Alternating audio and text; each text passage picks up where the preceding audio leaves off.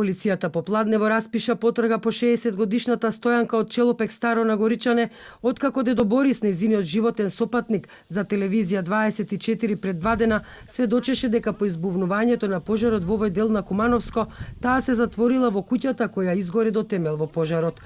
Од МВР вела дека извршен детален увид на местото на опожарената куќа, но не се пронајдени остатоци кои укажуваат на опожарено лице. Министерството за внатрешни работи во координација со јавен обвинител од Куманово изврши детален увид на местото на опожарената куќа во Старо Нагоричане. Откако не се пронајдени остатоци кои укажуваат на опожарено лице, распишана е потрага по него, по која веќе се постапува од страна на одсекот за потраги.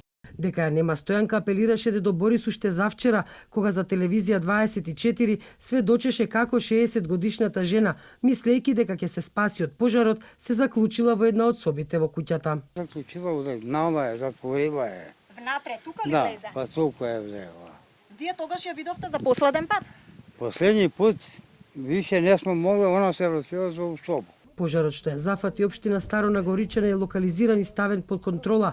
Засега, освен што се трага по Стојанка, нема официјални информации за други исчезнати или загинати луѓе.